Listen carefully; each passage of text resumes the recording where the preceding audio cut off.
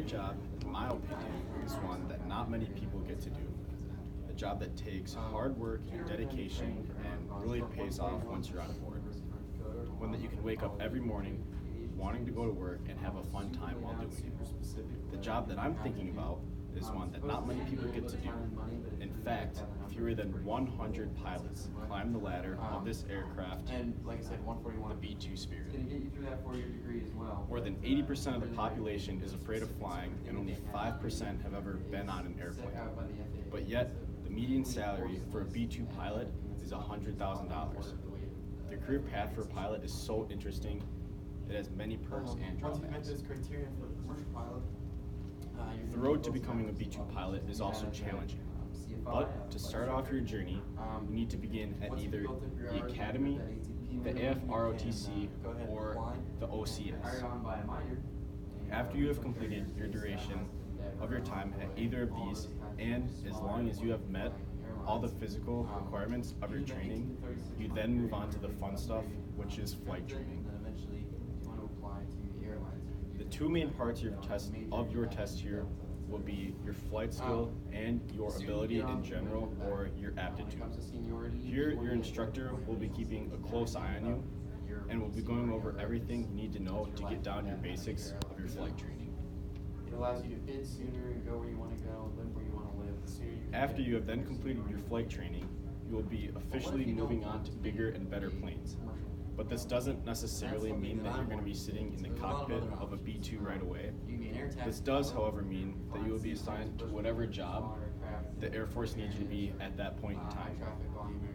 This is also the time where they are going to reference back to your flight instructor and are going to be asking questions about how you did as a pilot.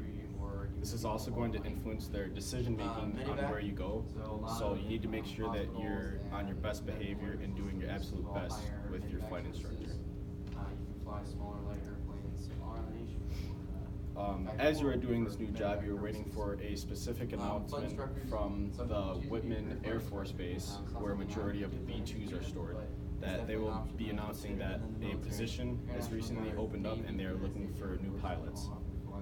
To continue with this process, you then need to submit an application packet, and even then, they might not even consider taking one from you.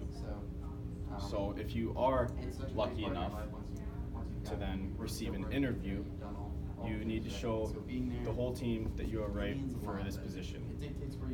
You will only be interviewed by the top-ranking officials, but you also need to fly a simulator, and you need to prove that you are best on paper, in person, and in the simulator. You need to prove that you're the best person with your words, and also an excellent pilot in the simulator. If, after all this, you still pass, you will then receive an additional 6 months of studying, training, and flying in the simulator. 6 months to really tone down your skills. But after the 6 months is up, you'll finally get to sit in the cockpit of a B-2 Spirit. From there, you need to go on a 3-day flight in the bomber without needing to refuel and only switching with your co-pilot when you need to use the restroom or make food. The career path for a B-2 pilot is very interesting. It has many perks and drawbacks. So today we went over how to become a pilot in the Air Force, how to become a B-2 pilot in the Air Force, and where majority of the B-2s are stored. In conclusion, we not only discussed how to become a pilot, but also how to become a B-2 pilot. The stress really builds up on the journey for a pilot, but the experience you receive always pays off. These are my sources.